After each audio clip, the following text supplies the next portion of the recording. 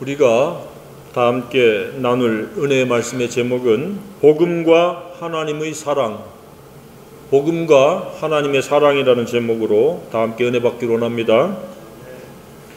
대한민국의 서울은 어떤 도시라고 생각을 하고 있습니까? 전 세계에서 유일무이한 대표적인 24시간 움직이는 도시가 아닐까 생각을 합니다. 외국인들이 와서 깜짝 놀라는 것 중에 한 가지인데, 서울은 낮과 밤이 따로 구분되지 않을 정도로 사람들이 밤낮 없이 움직이는 도시입니다. 일 때문이든 인간관계 때문이든 무슨 개인적인 그 취미 때문이든 정말로 그 거대한 도시가 멈추지 않고 돌아가고 있다는 생각이 듭니다. 과거에는 어땠습니까?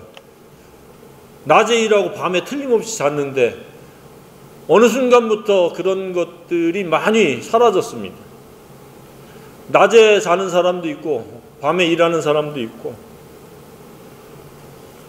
이제는 그 낮과 밤이 딱히 구분되지 않은 가운데 살아가는 이들이 상당수가 있습니다. 특히 젊은이들이 그렇습니다. 자고 싶을 때 자고 일하고 싶을 때 일하다 보니까 24시간 그렇게 움직이는 도시처럼 비춰지는 것 같습니다. 과거에는 10시만 되면 통행금지였습니다. 사이렌을 울리고 청소년 여러분 귀가 시간입니다. 집으로 돌아가십시오. 그렇게 듣고 살아왔었습니다. 그리고 12시가 되면 모든 사람들이 통행이 금지됐습니다. 큰 사이렌 소리가 울리면 더 이상 사람들이 움직일 수 없습니다. 새벽 4시까지 집에 있어야 됩니다. 오늘날의 젊은이들은, 소위 MZ세대들은 아마 상상할 수 없을지도 모르겠습니다. 그렇게 꼼짝 마라 그러면 더 나와서 비비작거리고 움직이려고 할런지도 모릅니다. 과거 시절에 밤에 활동하고 움직이는 사람은 극히 제한적이었습니다. 경찰관이나 특수직에 야간 근무하는 사람들 외에는 그렇게 밤낮이 구분되었는데, 오늘날에는 남녀노소가 24시간 개의치 않고 움직이는 그런 시대에 살고 있습니다. 예수님 당시에도 밤에 움직이고 밤에 활동한다는 것은 무언가 자신을 이렇게 드러내는데 걸림돌이 되기 때문에 밤에 움직이곤 했는데, 오늘 말씀에 보면 니고데모라고 하는 이스라엘의 그 영적 지도자가 등장을 합니다. 그가 밤에 사람들의 눈을 피한다는 의미입니다. 밤에 살짝 예수님께 와가지고 예수님과 대화를 시작하는 게 오늘 요한복음 3장의 내용입니다. 찾아와가지고 당신은 하나님께서 보내신 사람입니다. 그렇지 않고는 당신이 행하는 표적은 아무것도 행할 수 없습니다. 라고 하는 말을 이제 시작을 꺼내니까 예수님은 다짜고짜로 네가 거듭나지 않으면 하나님 나라를 볼 수 없다. 동문서답과 같은 이야기를 지금 주고받습니다. 이 이스라엘의 선생은 그렇게 이야기하면 그래 네가 잘 봤다 라고 칭찬이라도 들을 줄 알았는데 느닷없이 이 거듭나는 이야기를 하는데, 이 니고데모는 거듭나는 것에 대해서 전혀 알지를 못했습니다. 그러니까 생뚱맞게 어떻게 대답을 합니까? 어떻게 어머니 모태에 다시 들어갔다가 태어날 수 있겠습니까? 라고 얘기하니까 예수님은 또 니고데모가 알 수 없는 말을 갖다가 선포하십니다. 사람이 물과 성령으로 나지 아니하면 하나님 나라를 볼 수 없다. 이 도대체 무슨 이야기인가? 아마 니고데모는 그 순간 그 현장에서 아마도 이 상세하게 기록되지는 않았지만 우리가 유추해 보건대 그는 띵 받쳤을 겁니다. 뭐지? 거듭남? 나는 예수님이 누군가 호기심에서 찾아왔는데 다짜고짜로 거듭나다라고 이야기를 이렇게 선포하고 있습니다. 니고데모의 관심은 예수님이 어떤 분인가 호기심의 차원이었는데, 예수님은 이 니고데모가 거듭나는 것에 대해서 관심과 관점을 갖고 있다는 사실입니다. 이 점은 오늘날도 계속되어진다고 생각이 되어집니다. 많은 사람은 예수님에 관해서 일부 호기심을 가질 수 있습니다. 그리고 예수님에 관해서 알고자 하는 사람도 있을 수 있습니다.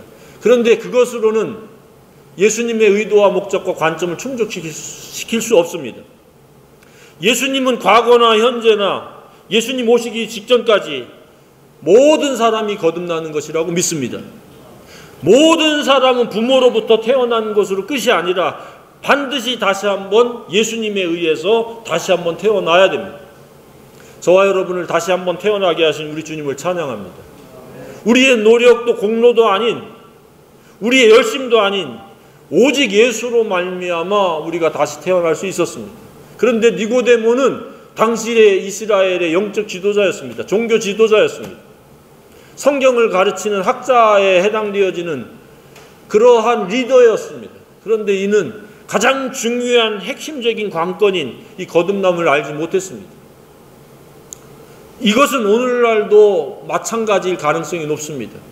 영적 지도자가 중요한 것이 아니라 그가 예수님의 첫 번째 우선적인 관심인 이 거듭남을 알지 못하고 거듭남을 설명할 수 없고 거듭남이 우선순위가 되지 않으면 그냥 종교인, 사회에서 종교 지도자에 해당되어진다라고 이렇게 치부될 수 있을지 모르지만 그는 가장 중요한 관점을 놓치고 살아간다라고 말할 수 있습니다. 저와 여러분은 가장 중요한 관점에 포커스를 맞추고 살아갈 수 있기를 원합니다. 그것은 바로 거듭남입니다. 나의 사랑하는 가족, 나의 사랑하는 이웃, 나의 사랑하는 친척들, 지인들, 내가 만나는 사람들은 그가 신분이 어떠하든지 종교적으로 우호적이든지 우호적이지 않든지 그들은 모두 거듭나야 될 대상이라는 사실입니다.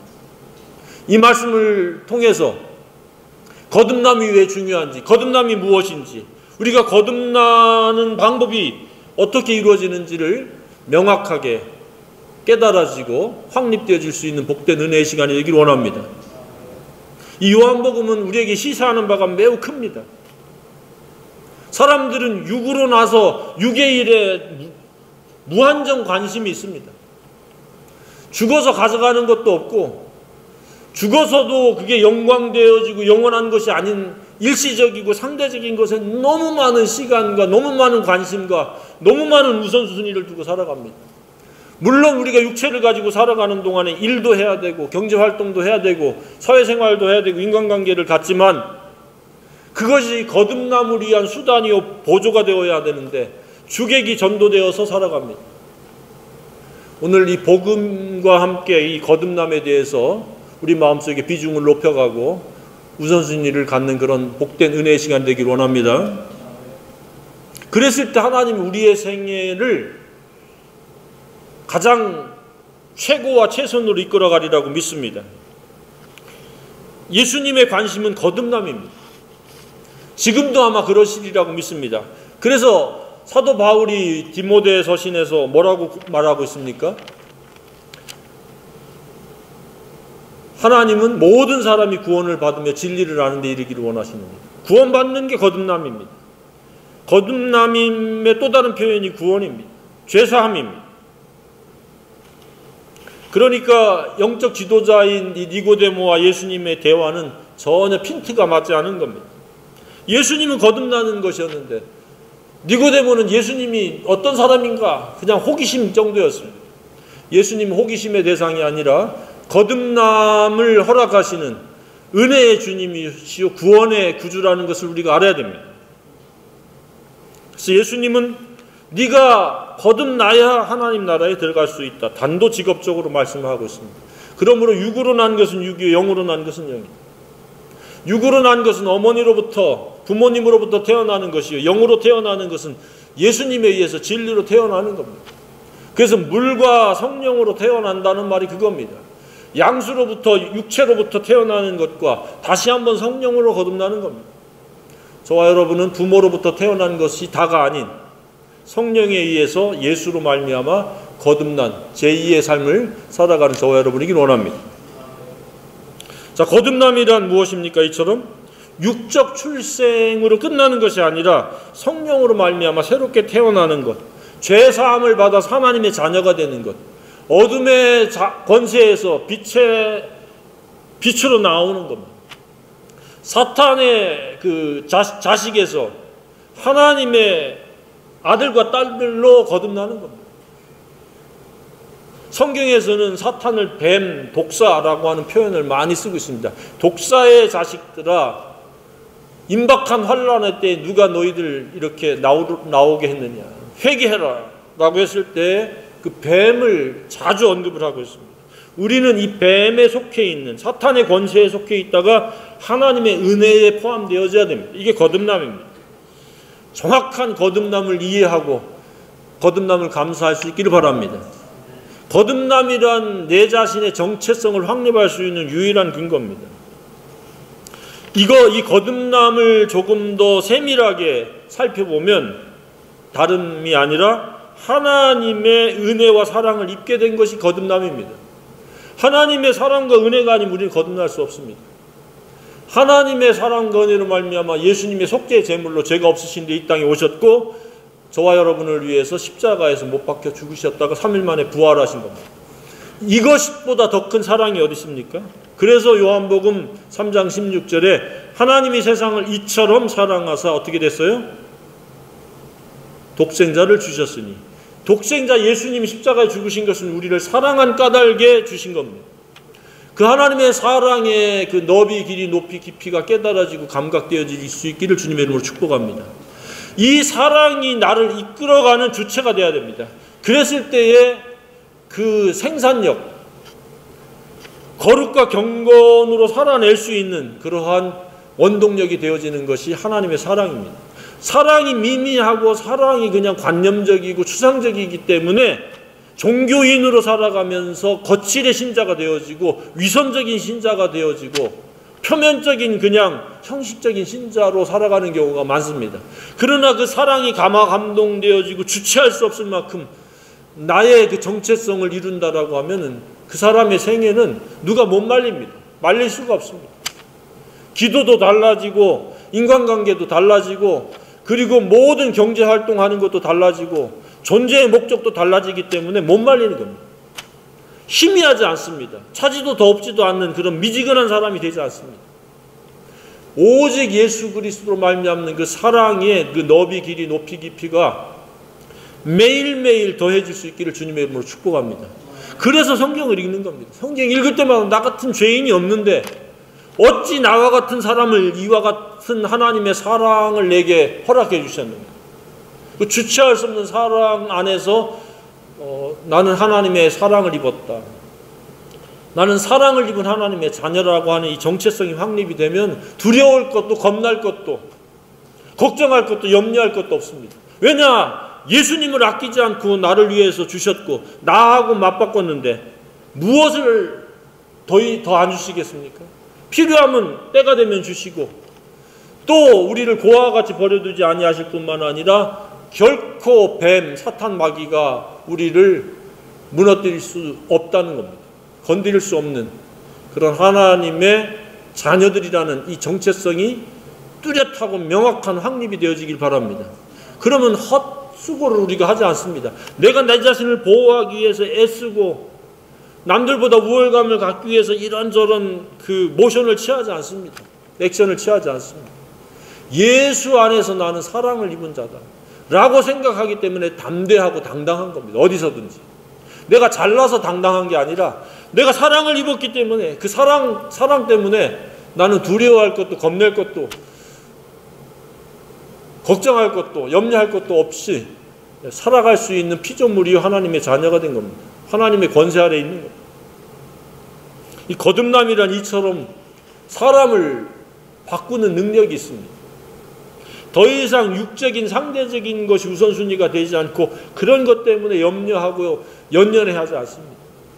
복음 안에서 내 삶을 조명하기 시작하고 그 사랑 안에서 내 삶을 다뤄가기 때문에 사소한 것에 마음을 빼앗기고 상처받지 않습니다.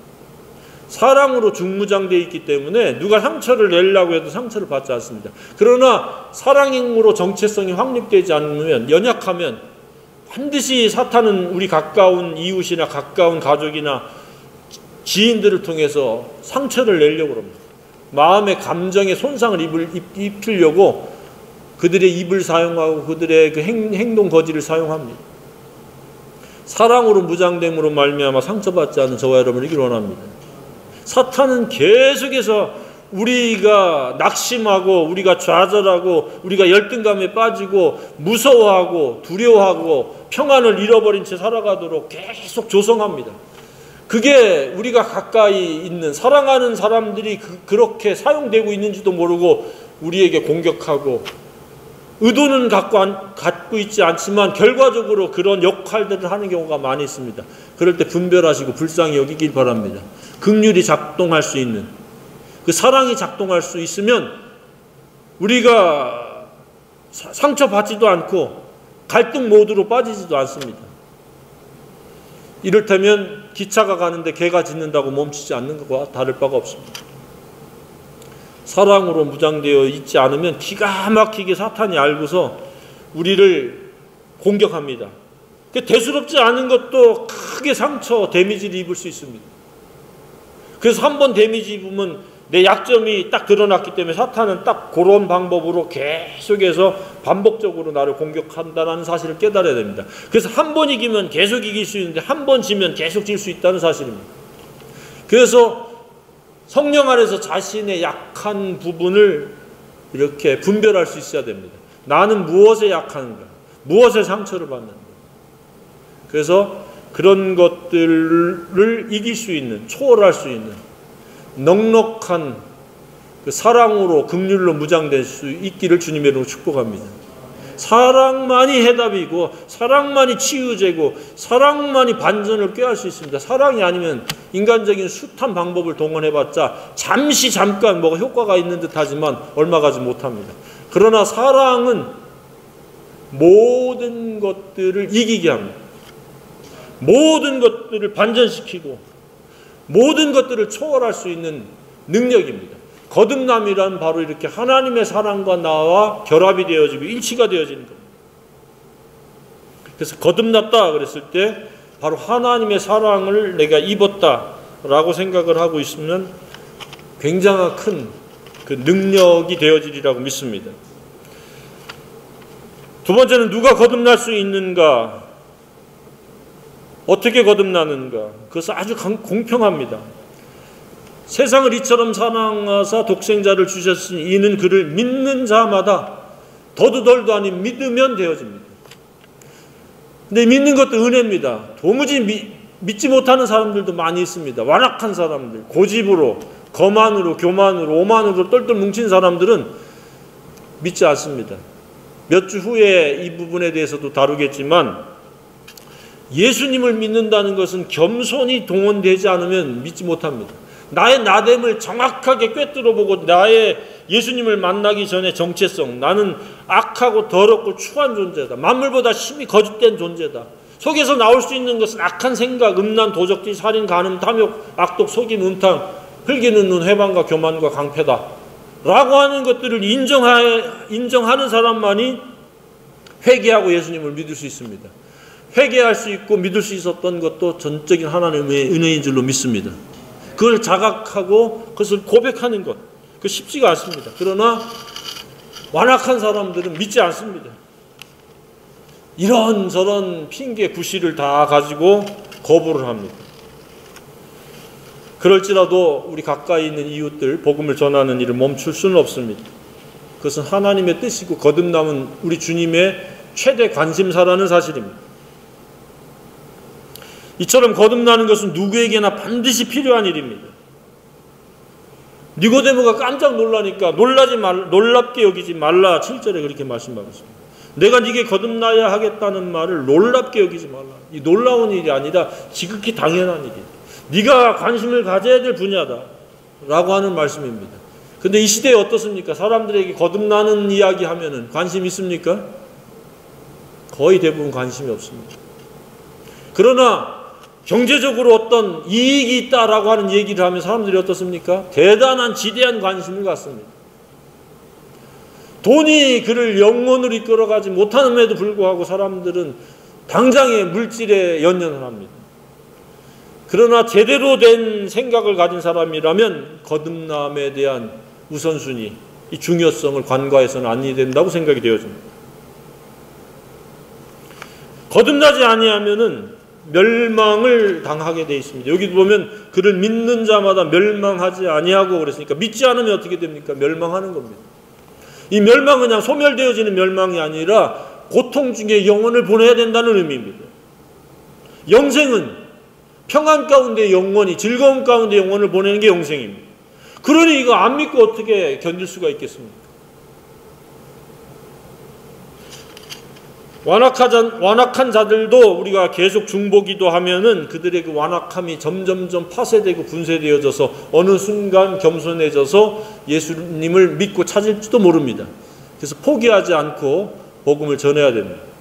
고의적으로 대적하지 않는 이상은 우리가 그 대상을 금방금방 멈추지 말고 끝까지 기도하기를 바랍니다. 자, 세 번째는 거듭남의 표식이 무엇입니까? 19절로부터 21절까지 빛과 어둠으로 설명하고 있습니다. 거듭난 사람은 빛 가운데에서 빛을 사랑하면서 살아가는 거고, 거듭나지 아니한 사람은 어둠 가운데 살아간다. 그러니까 교회 공동체에 속해 있는 것도 매우 중요하지만 그가 여전히 어둠 가운데 악을 행하는 것을 어둠이라고 얘기하고 있잖아요. 20절에 보면 악을 행하는 자마다 빛을 미워하나니. 성경은 이렇게 저렇게 같은 뜻을 가지고 있는 단어도 이렇게 저렇게 바꿉니다.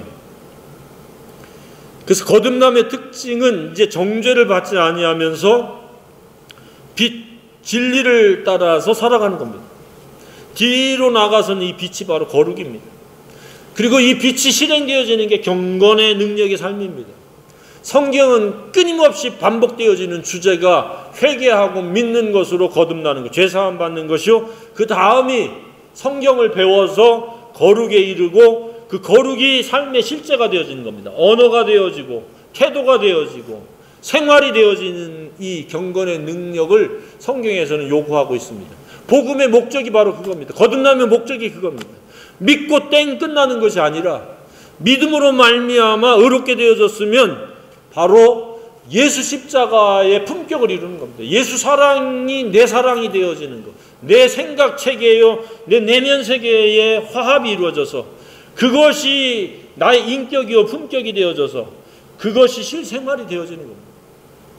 그래서 이것은 평생 계속 되어져야 되고 날마다 우리가 영적 싸움에서 그것을 쟁취해야 될 우리의 목표입니다. 목적입니다.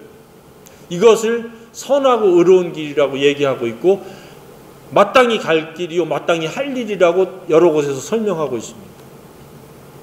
그래서 이 거듭남은 그냥 거듭나는 것으로 땡 끝나는 게 아니라 거듭남에 합당한 그런 삶과 생애를 살아내는 겁니다.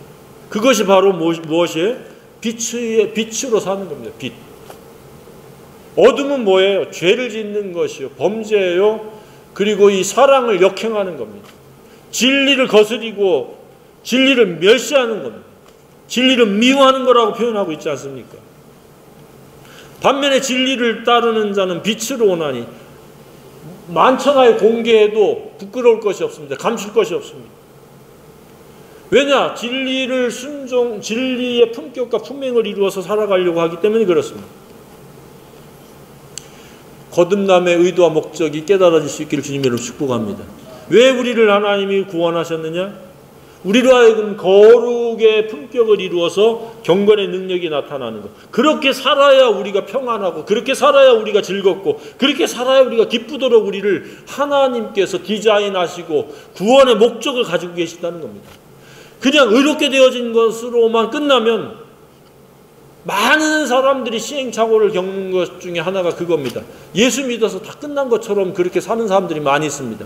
그러면서 자신의 혈기로 자신의 모자란 그런 악한 그 옛사람, 사탄의 DNA를 그대로 가지고 그대로 표출하면서 이 사람하고 싸우고 저 사람하고 싸우고 이 사람하고 문제가 일어나고 저 사람하고 상처를 주고받고 성품이 온전하지 못하니까 가는 곳마다 그 갈등을 유발시키고 불화를 생산해내는 겁니다.